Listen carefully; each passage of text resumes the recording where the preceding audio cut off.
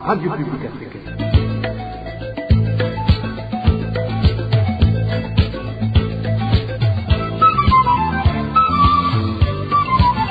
Radio Publique Africaine.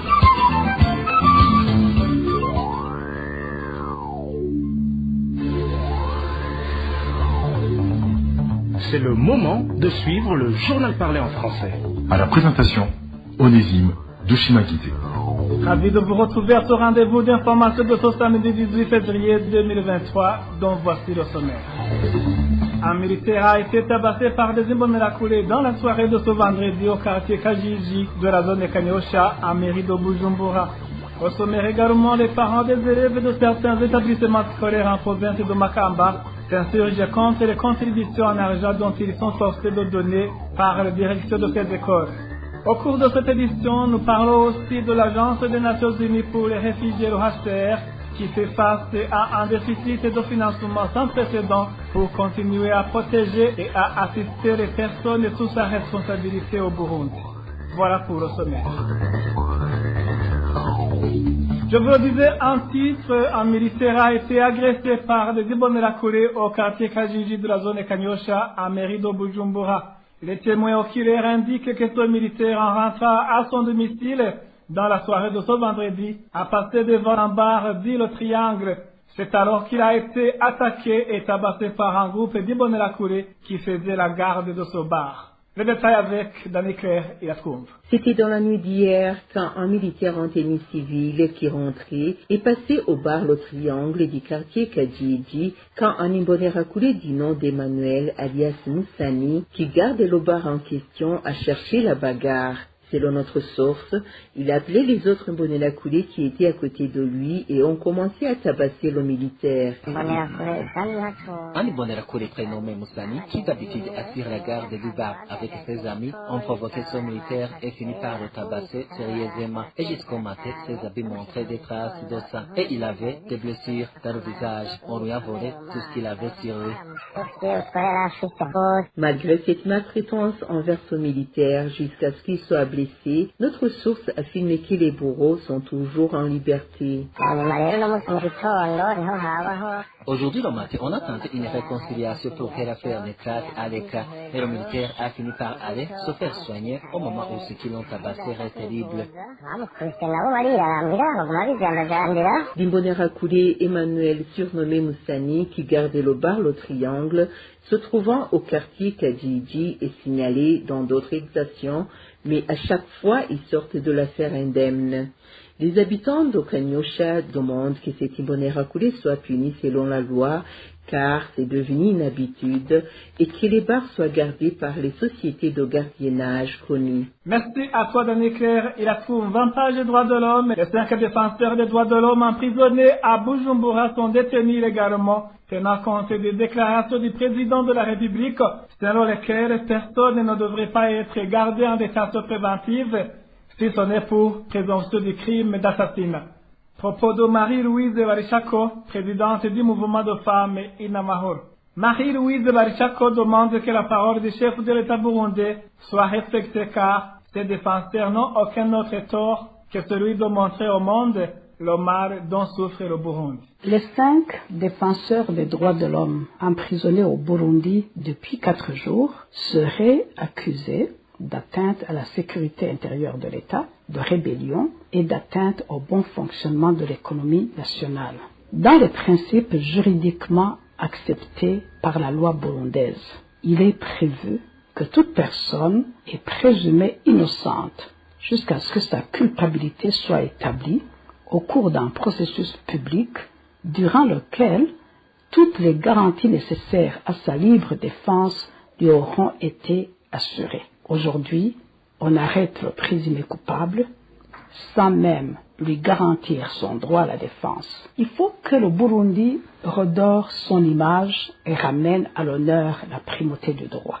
Le président Ndayishimiye a lui-même déclaré un jour que nul ne devrait être gardé en détention préventive si ce n'est pour présomption de crime d'assassinat. De quel assassinat ces défenseurs des droits de l'homme sont-ils accusés? Pourquoi sont-ils en détention préventive? La parole du chef de l'État n'est pas considérée. Ces défenseurs n'ont aucun autre tort que celui de montrer au monde ce mal dont souffre le Burundi, à savoir la violation continue des droits de l'homme, l'absence de primauté du droit, de bonne gouvernance et de justice indépendante. Il est temps que ceux qui sont en charge du pays prennent conscience de la responsabilité qui leur incombe et acceptent l'apport de tous ceux qui veulent aider, notamment les défenseurs des droits de l'homme, qui révèlent ce qui ne va pas pour que solution soit trouvée. C'était Marie-Louise Barichako, présidente du mouvement de femmes Inamahoro. Parlons politique à présent, suspension de la célébration du 4e anniversaire de l'agrément du parti CNL. Selon la correspondance du ministre de l'Intérieur de ce vendredi 17 février, la mesure a été prise pour prévenir les risques d'affrontement entre les membres de ce parti politique qui traverse une crise, selon la dite correspondance. Le contenu de cette correspondance avec Marie-Ange Irakoze. J'ai l'honneur de vous informer que la double cérémonie annoncée dans votre lettre numéro référence CNL 2023 du 26 janvier est suspendue en attendant une issue appropriée à cette crise interne dans votre parti politique. C'est le contenu de la correspondance du ministre de l'Intérieur au représentant légal, président du parti CNL, dans sa correspondance du 17 février 2023. Le ministre de l'Intérieur, dans ses attributions, révèle qu'en date du 15 février, a tenu un entretien avec les responsables du parti CNL sur les grognes au sein de ce parti quant au projet de célébration du 4e anniversaire du parti CNL et échange de vœux pour l'année 2023. Selon le ministre, les deux partis s'étaient convenus que les responsables du parti CNL allaient rencontrer les membres du bureau politique du parti qui sont indexés dans ce que le ministre qualifiait de pseudo-complot contre les organes du parti. Le parti CNL avait obligation de communiquer les résultats de cet entretien afin de se rassurer de la sécurité de ces cérémonies. Le ministre regrette que jusqu'au moment de la rédaction de sa lettre au patron du parti CNL, il n'avait pas encore été contacté par les responsables du parti pour cette communication. Ainsi, le ministre a décidé de suspendre les cérémonies du CNL, dit-il, pour prévenir tout risque d'affrontement sur les lieux de cérémonie et sur les itinéraires des participants. Une source de la RPA au sein du parti CNL juge que le ministre s'est précipité dans la prise de cette décision. Déjà indique cette source, à la date même où le ministre a envoyé cette correspondance, le parti a été déjà en ordre avec les recommandations du ministre. Un politicien se trouvant à Bujumbura voit dans tout cela le retour de la pratique division des partis politiques, le fameux nyakulisation. Merci à toi aussi, Marie-Ange Irakoze. Après une petite transition, nous parlons gouvernance. RPA. Je vous le disais en titre, les parents des élèves de certaines écoles situées en province de Makamba s'indignent des contributions forcées dont les directions de ces établissements scolaires les obligent de donner pour avoir accès au courant électrique. Ces parents demandent que ces contributions cessent. Le point avec Hérode Duvermesh. Mis à part qui dénonce la mesure prise par la direction provinciale de l'enseignement à Makamba qui ordonnait que des élèves des écoles fondamentales rentrent de l'école à 20h, les parents dénoncent également le fait d'être forcés de payer des frais relatifs à cette mesure. À titre illustratif, ces parents parlaient des frais destinés à l'électrification des salles de classe. Témoignage donné des parents de Kayogoro. De tels cas ont eu lieu ici à Kayogoro. Des élèves ont été ordonnés de payer chacun de l'argent destiné à l'achat des plaques solaires pour l'éclairage pendant la nuit au moment des études. Le directeur décide de l'argent à payer et ça doit être respecté.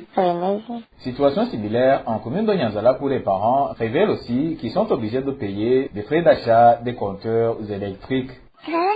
Nous sommes obligés de tempérer alors que nous vivons nous aussi dans la pauvreté. Un directeur peut décider de demander de l'argent à tous les élèves pour l'achat d'un compteur électrique ou pour un raccordement et ça doit être comme ça. Ils disent que c'est pour éclairer les salles de classe afin de faciliter que les études se fassent bien pendant la nuit. Mais nous les parents sommes contre ces encadrements nocturnes car ils se terminent à 20h et certains enfants habitent loin de leurs écoles. Ainsi, ces parents demandent la direction provinciale de Makamba de suspendre cette mesure d'exiger les enfants de rester à l'école jusqu'à 20h. La RPA a téléphoné à Ernest Chiza, le nouveau directeur provincial de l'enseignement à Makamba, récemment nommé, pour recueillir sa réaction, mais ce dernier nous a dit qu'il ne peut pas réagir pour le moment car il n'a pas encore démarré ses fonctions. Pas de changement remarquable en ce qui concerne la pénurie de carburant qui s'observe depuis des semaines en mairie de Bujumbura. La population sur place révèle que jusqu'à présent, les quelques stations-service soupçonnées d'avoir été déjà approvisionnées sont prises d'assaut par des gens qui veulent ce produit. D'autres longues chaînes de véhicules qui attendent à être servis s'observent toujours. Et dans l'entretemps, se déplacer à mairie de Bujumbura est devenu un casse-tête. Le point avec Emmanuel Nyungeko. Il n'y a pas de carburant. Même celui qui était disponible n'était pas suffisant. Plusieurs véhicules s'observent toujours au niveau des stations-service. Certains véhicules viennent de passer 7 jours à la chaîne. Pour le moment, dans les routes de la mairie de Bujumbura, on dirait que nous sommes le dimanche car les véhicules sont moins nombreux. C'est l'un des habitants de la mairie de Bujumbura qui déplore le fait que les longues chaînes de véhicules qui cherchent à s'approvisionner s'observent jusqu'à présent sur différentes stations-service. Selon certains conducteurs de véhicules de la mairie de Bujumbura, le carburant qui est disponible est insuffisant à tel point que même la moitié des stations-service se trouvant dans cette capitale économique ne peut pas être servie. Ce citoyen donne l'exemple de la zone Kanyosha où une minorité de stations a pu avoir le carburant. Où est ce carburant qui disent être disponible? Imaginez-vous, ici à Kanyosha, il y a plus de 10 stations, mais seules 2 ont été servies. Comment ces 2 stations peuvent approvisionner des chaînes de véhicules qui viennent de passer 7 jours à attendre ce carburant? Là aussi, même les véhicules de Kinindo et Musaga sont là. Jusqu'à présent, il y a des véhicules qui sont à la chaîne en attendant d'être servis alors qu'il n'y a pas de carburant. Le plus choquant dans tout cela, selon la population, c'est qu'elle ne sait plus à quel sens se vouer, d'autant plus que même le gouvernement, qui devrait être tranquillisé par rapport à cette situation, reste dans un silence absolu. C'est honteux et dommage de voir que le gouvernement peut garder le silence jusqu'à ce point sans rien dire à ce propos. Avant, dans de telles situations, la population exigeait au gouvernement de faire quelque chose, mais actuellement, elle ne demande rien car elle a déjà compris que même le gouvernement n'a plus rien à dire sur cette pénurie de carburant. Donc, le carburant qu'on a fourni récemment était très insuffisant car il n'a pas duré même 5 minutes à ces stations-service. Seuls quelques véhicules qui avaient passé des jours à ces stations ont été servis. Nos sources parmi les conducteurs de véhicules à mairie de Bujumbura révèlent qu'ils ont entendu depuis quelques jours qu'il y a du carburant qui serait encore de route vers le Burundi, mais jusqu'à présent personne ne sait quand ce produit arrivera à destination. Merci à toi aussi Emmanuel Nyungeko. La pénurie de carburant paralyse toutes les activités en province de Cibitoke. Depuis maintenant 2 semaines, les prix de transport ont presque triplé. Certains habitants de cette province indiquent même qu'ils ont fortement réduit les déplacements, une situation qui exacerbe également les prix des denrées alimentaires. Les détails avec La pénurie du carburant en province de Cibitoke dure aujourd'hui 2 semaines. Cette pénurie a été suivie par une crise dans le secteur de transport en commun. Selon la population locale, trouver le moyen de déplacement relève aujourd'hui d'un parcours de combattant. Avant que les moyens de déplacement sont devenus rares, les prix ont fortement augmenté si jamais ces moyens se disponibilisent, comme le raconte cet habitant de la commune de Buganda. Pour un trajet qui nous coûtait ces derniers jours 1000 francs burundais, s'effectue aujourd'hui à 4000 francs. Le trajet Buganda-Bujumbura est passé de 3000 francs à 7000 francs burundais. Le trajet Buganda-Cibitoke, qui était à 1500 francs le ticket, nous coûte aujourd'hui 4500 francs burundais. C'est une situation qui touche aussi bien les fonctionnaires que les commerçants. Comme solution, il faut limiter les déplacements. Les fonctionnaires et les autres citoyens ont des difficultés pour se déplacer et la plupart d'entre eux sont obligés de rester à la maison suite au manque de moyens de déplacement. Les victimes de cette pénurie de carburant sont aussi les commerçants qui se déplacent alors que les prix des denrées alimentaires ont sensiblement augmenté suite à la hausse du ticket. Certains préfèrent rester à la maison. Limiter les déplacements pour les commerçants a engendré la montée des prix de ces denrées, surtout alimentaires. Les prix des denrées alimentaires ont augmenté. Le haricot qui coûtait 2500 francs s'achète aujourd'hui à 3700 francs burundais. Il y a 4 jours, la Régie des eaux avait déclaré que l'approvisionnement en carburant avait été causé par un petit problème technique, un problème qui avait été résolu sur cette entreprise qui a été confiée la commercialisation du carburant au Burundi. Merci à toi aussi, Hervé Seigneur Mongere. Je vous le disais ainsi que l'Agence des Nations Unies pour les réfugiés fait face à un déficit de financement sans précédent pour continuer à protéger et à assister les personnes sous sa responsabilité au Burundi. Dans son récent rapport, le HCR regrette que son plan de réponse humanitaire pour le Burundi ne soit pas soutenu. Pourtant, selon ce rapport, le nombre de personnes pour lesquelles le HCR s'est vu confier la responsabilité de protéger et d'assister ne cesse d'augmenter. Prise de précision avec Eric Nyonzima. Le nombre de personnes à charge des HCR s'élevait à 300 3700 au 31 janvier 2023. Sur le rapport des HCR publié le 14 février de cette année, parmi les personnes sous la responsabilité des HCR, 207 900 sont des Burundais rapatriés et 7 600 déplacés internes. Il y a aussi sur le rapport des étrangers sous la protection des HCR. Ils sont au nombre de 84 900, dont 98,7% sont des Congolais et 1,2% des Rwandais. Sur ce rapport, le HCR indique que pour l'année 2023, il a besoin de 93,4 millions de dollars pour les 300 700 personnes qui avaient besoin d'une aide vitale. Le niveau de financement n'était que de 38% selon le rapport. L'Agence des Nations Unies pour les réfugiés estime que c'est un déficit de financement sans précédent. Aux rapatriés, le HCR doit fournir une assistance pour la réintégration sociale. Entre autres, la donneur du HCR, il y a les États-Unis, le Canada, l'Australie et l'Union européenne. Merci à toi aussi, Eric Nyonzima. Après une petite transition, c'est le moment du mini-magazine au cœur de la société. Le mini-magazine au cœur de la société d'aujourd'hui se focalise sur l'importance de l'éducation au Burundi après les récents propos des migrants du président de la République sur la question. Au cœur de la société vous est présenté par Pierre Gahungu. Au cœur de la société.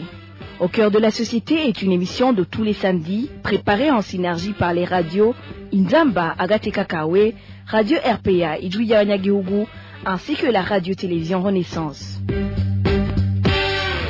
Le président de la République accuse les Burundais hautement qualifiés de ne pas l'aider à développer le pays. Du coup, Évariste Ndayishimiye indique qu'il n'est pas d'accord avec le principe selon lequel l'éducation de qualité est la clé du développement. L'éducation est-elle réellement importante pour le développement d'un pays? Dans le mini-magazine Au cœur de la société de ce 18 février 2023, nous avons invité un chercheur dans le secteur de l'éducation. À la présentation, vous êtes avec Pierre Gahungu. Bienvenue.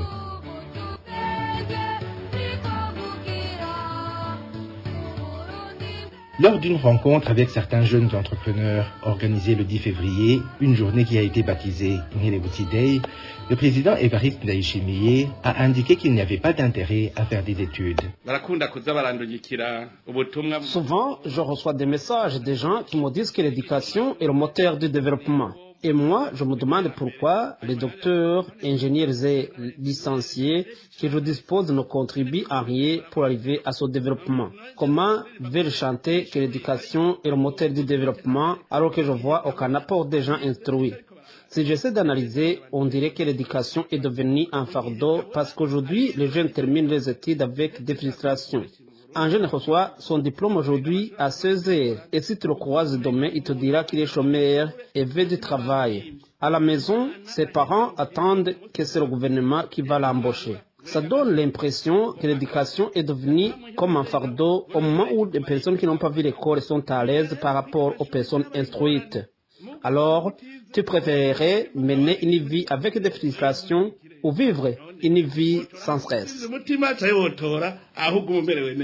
Pour le professeur Libera Nibashira-Kandi, l'éducation est le moteur du développement partout dans le monde. Pour ce chercheur en éducation, il est très dommage qu'une personnalité aussi haute placée puisse tenir un tel discours. Le discours qu'on entend régulièrement des responsables politiques, c'est un discours indigne. L'éducation est le moteur du développement. Développement personnel, épanouissement personnel, mais aussi le moteur du développement d'un pays. Dénigrer les intellectuels, balayer d'un revers l'importance de l'éducation dans la vie de une nation, ça dépasse l'entendement. Je n'ai pas des mots pour qualifier ce langage déplacé des décideurs politiques. Ils devraient plutôt tenir un langage responsable, digne d'encouragement de la jeunesse, de pousser le plus loin les études. Pourquoi? Parce que tout simplement, aucun pays au monde ne peut se développer sans mettre en avant l'éducation. Un pays se construit par des compétences, des experts, dans des domaines diversifiés. Le chef de l'État prend un avion régulièrement. N'eût été les ingénieurs en aéronautique, en aviation, il n'y aurait pas d'avion.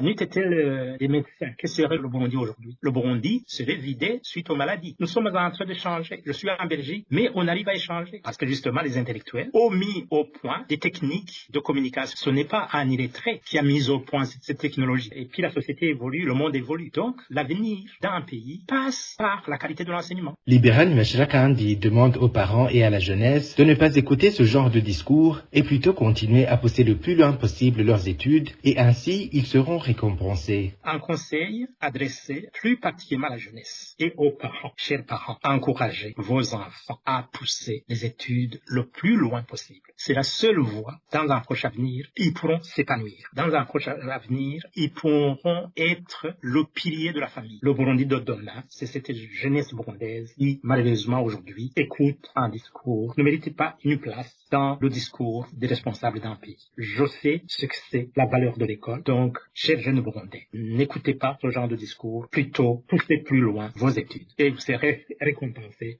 d'une certaine manière et vous serez au service du Burundi et des Barundi. Libera Nibashira-Kandi était au micro de nos confrères de la radio publique africaine. Ce genre de discours qui dénigre les intellectuels avait été prononcé publiquement par le secrétaire général du parti CNDD-FDD au pouvoir il y a 3 mois, le 31 octobre à Makamba, dans son discours de clôture d'une formation sur l'autodéveloppement à l'intention des jeunes venus de toutes les provinces du pays. Révérien Dikouliyo a publiquement annoncé qu'au Burundi, les leçons apprises à l'école ne permettaient pas de gagner la vie. Et c'est par ici que prend fin le mini-magazine au cœur de la société d'aujourd'hui. Pierre Gahungu était à la présentation. À la prochaine. C'était l'émission Au cœur de la société.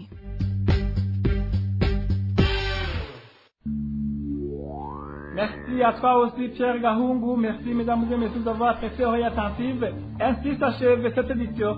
Merci aussi à l'équipe de la rédaction et à l'équipe technique pour leur bonne collaboration. À la présentation, vous étiez avec Onésime de Chimagui. Bon week-end à tous.